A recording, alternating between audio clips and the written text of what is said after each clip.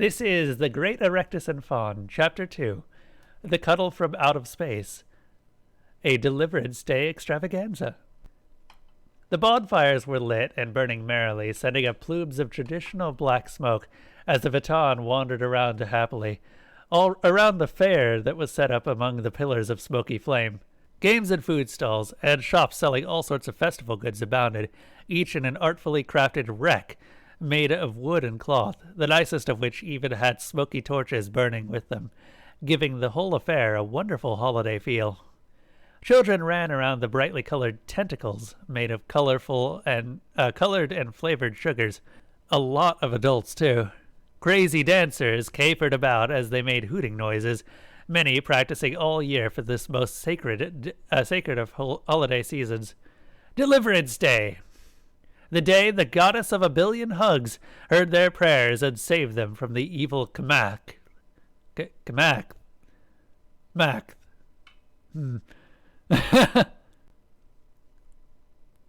Deliverance Day, the day the goddess of a billion hugs heard their prayers and saved them from the evil Kamak. Face painters dotted the faces of young and old alike with numerous eyes and fanciful designs, some of the more daring baring most of their bodies to make room for even more eyes. Wearing long ribbons, festival-goers ran about waving them furiously, embracing friend and stranger alike, for tonight there was no stranger, just joy. Fireworks randomly shot skyward, creating a huge booming noise and bright sparks. Others whizzed through the night, making loud wailing screams before bursting into long tendrils of flame as everyone danced with delight to the eternal wailing of hundreds randomly blowing into flutes, kazoos, and slide whistles. Oops! Someone caught themselves on fire. It happened every year. Multiple times. People rushed out with fire extinguishers and promptly put them out, whisking them off to medical personnel, who drew the short tentacle this year, or bartered away their priceless day off. Sorry, Joy Brother, a doctor wearing a hat with dozens of brightly colored wires poking out of it, a gift from his son. You are going to have to go to the hospital. I'm fine, the scorched reveler insisted, and I'm happy to be looking after your stupid bottom instead of catching myself on fire tonight. The doctor laughed as he strapped the worshipper to the stretcher. Experience had taught them to do that. Off you go. But I'll miss it. You can watch it on TV from the emergency room, the doctor laughed. I'm fine, the worshipper roared. Let me go! Ah! The reveler, normally a meek scribe, roared and strained, fangs bared against the Deliverance Day grade straps as the doctor pulled out a syringe. Sleepy time for you, he laughed as he plunged the needle into the arm of the reveler as the stout wooden frame of the stretcher started to snap. No! The devout worshipper of She Who Loves Us wailed as his eyes whirled back into his head. Dream of our Savior, the doctor smiled, shaking his head. I'm okay, an elderly woman shouted at two more medics approaching, bearing the matronly grandmother with a broken hind leg. Somebody thought they could fly, an EMT wearing ribbons from head to toe snickered. I could last year, she exclaimed. Sure you could. The doctor smiled as he pulled out another syringe. A loud air raid siren salvaged from the wreck of their vile oppressors surrounded. There. Oh, hey! Look at that. You found the shard.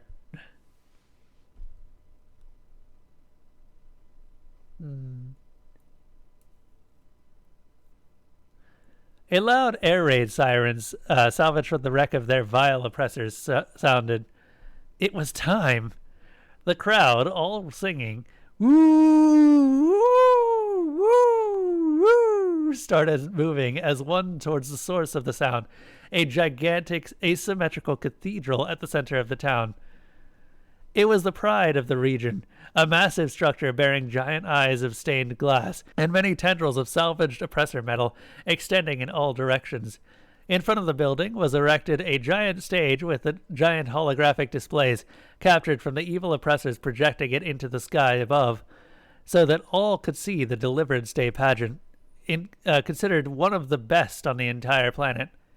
Some had traveled from far away, making the pilgrimage to the actual site where the holy events of that glorious day took place. Suddenly, the sky filled with explosions and screams from thousands of fireworks, and the sacred air raid siren ceased. An expectant silence fell over the crowd. It was about to begin. The high priest of She Who Loves Us stepped onto the stage wearing the traditional multi-eyed and tentacled outfit of the season. "We gather here today on this most special life and joy-filled of days," he said, "to give thanks to She Who Loves Us and to commemorate the day of deliverance, where she heard our cries for help and felt bad because we were so sad.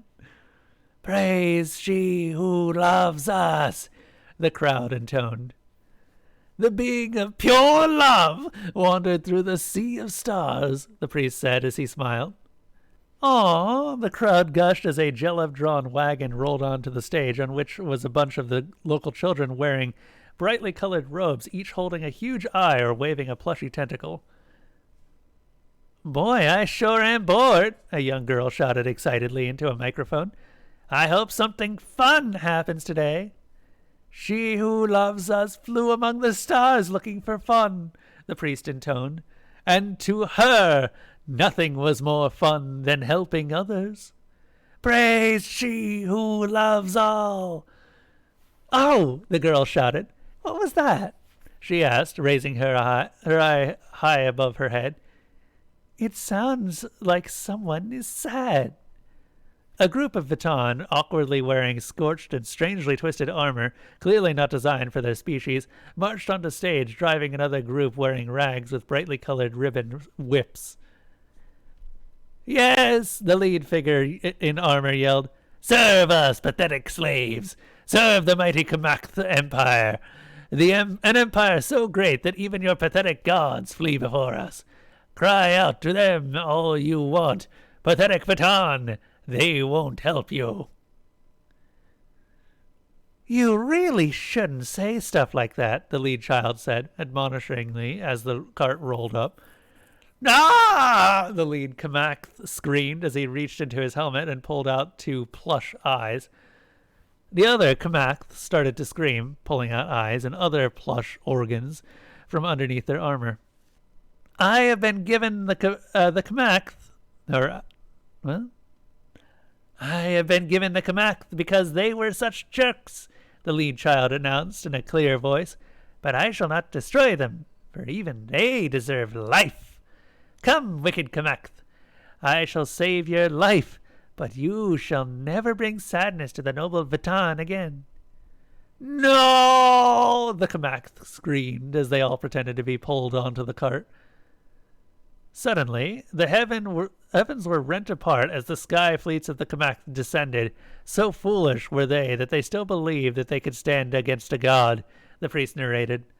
A bunch of children wearing papier-mâché warships ran onto the stage, throwing pom-poms at the wagon. "Pew, pew!" the children yelled as they threw the brightly colored bundles. "Seriously?" the lead child on the wagon said dismissively, then looked downward. "Oh, you guys want to play? Okay."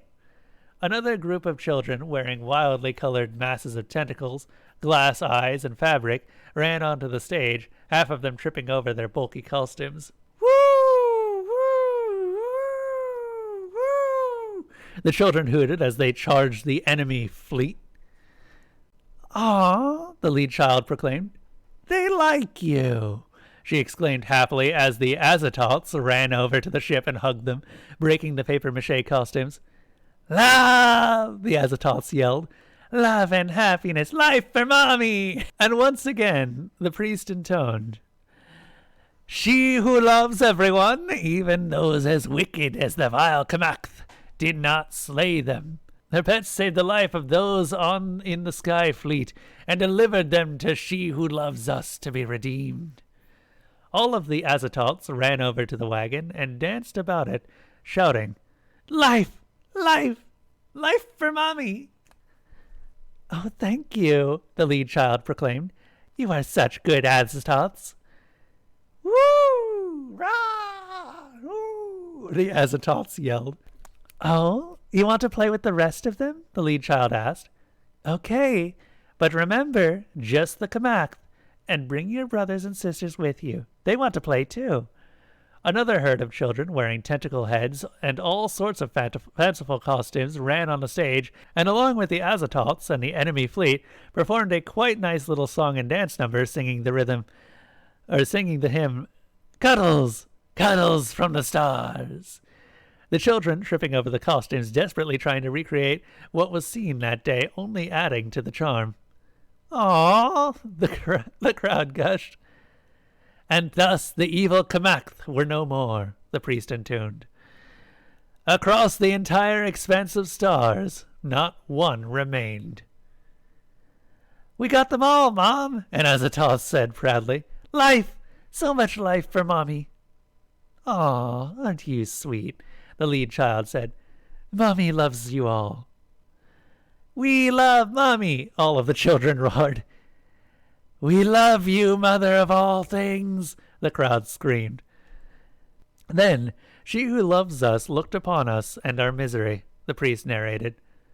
Oh, you poor dears, the lead child said, as the children on the wagon all turned their eyes to the crowd. You've been through so much, haven't you? Yes, the crowd yelled. I will make it all better, the child said as the lights from multiple lamps off stage focused on the cart. I shall fill you with life, and you will never have to work ever again. All of your days will be filled with happiness and life. You will never die, and your days will be filled with happy laughter. The lead child raised her hand. Hold on, a voice shouted from offstage. A strange figure wearing a crude and very ugly mask and a bathrobe marched on stage, followed by another actor wearing robes with 2 Vika melons shoved in front, and a tall L-shaped hat with eyes on the top. Boo! The crowd yelled.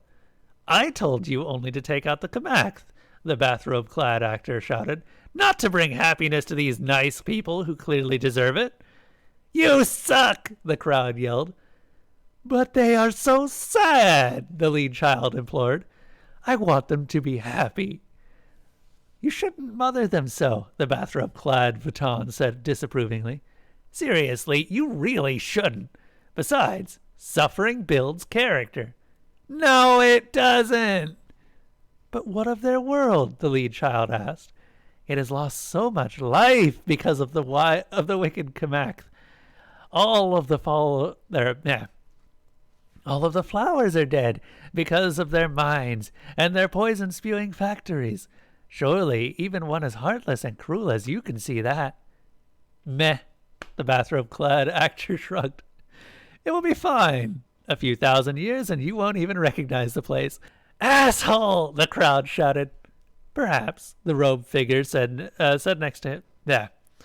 Perhaps, the robed figure next to him said meekly. Perhaps I could help. The actress raised her hand, and a bunch of Vuitton in flower, tree, and animal costumes ran on stage. And the goddess Faun. She isn't a goddess, the bathrobe figure shouted. And the goddess Faun, the priest continued, returned life to our world. The flowers grew once more, and the trees sprouted fresh green and blue leaves, and the animals regained form and substance. Oh, how pretty! The lead child exclaimed. But, Faun, you are giving up your life.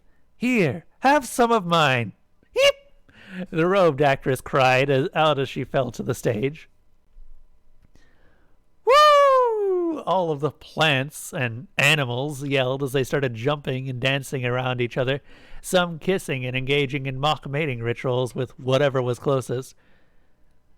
Dude, the bathrobe-clad actor shouted, what the fuck? I wanted to help, the lead child exclaimed. Look at how happy they all are. The costumed actors ran out into the audience, tossing out brightly wrapped pieces of candy. Yes, the lead child cried out. Eat the candy and live forever. Yeah, the bathrobe-clad actor said. You really don't want to do that. Gimme.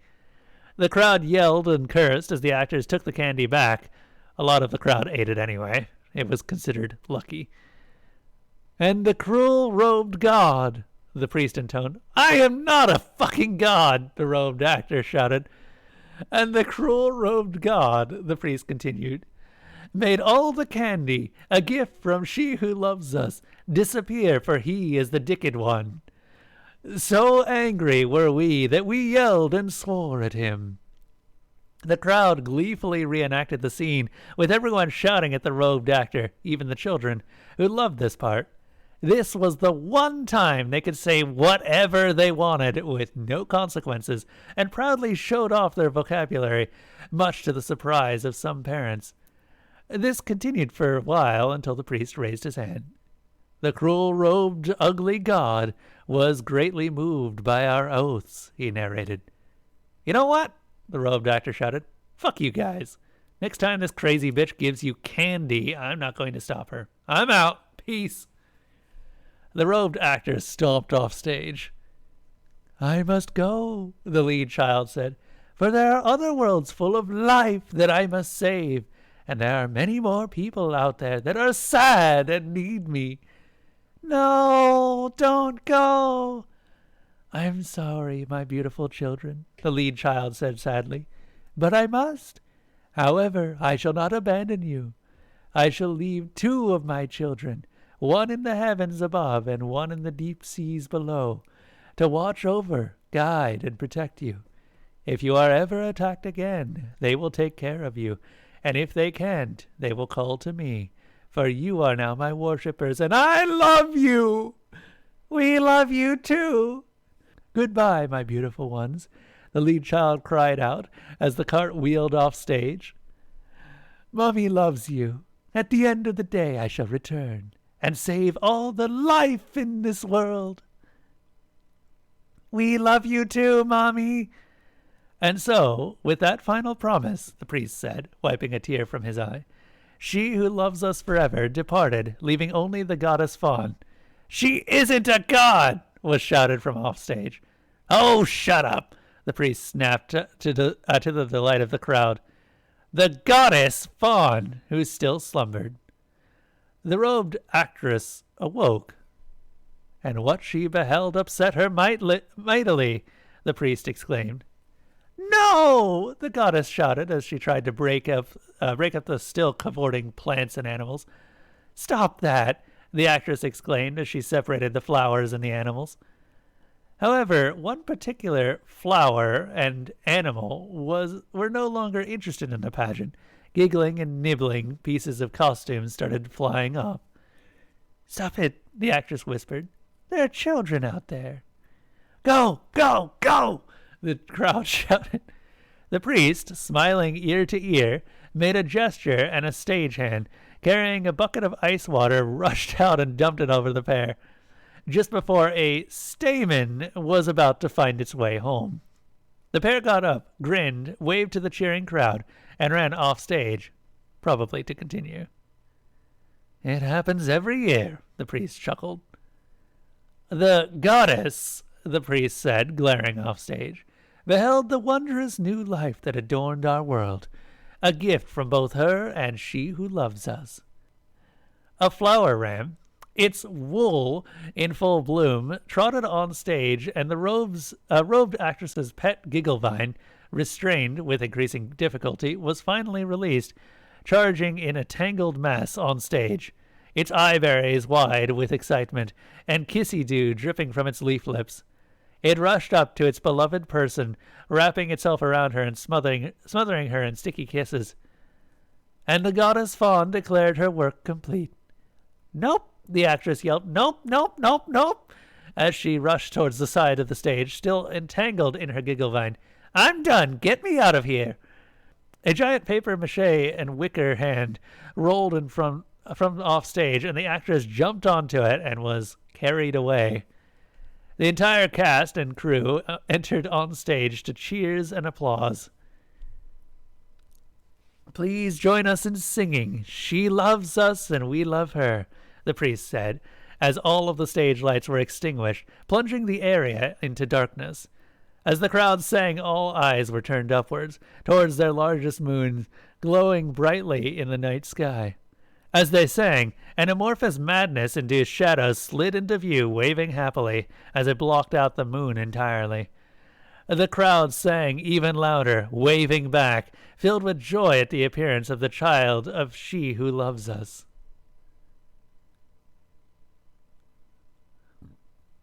You have to admit, Faun giggled as she sat on that same moon. They really did a good job on your mask. The likeness is uncanny. Oh, shut up, Melons. Are you sure I can't make them just a little bit happier? A writhing mass sitting next to the mast. They are plenty happy already, the ape-man chuckled.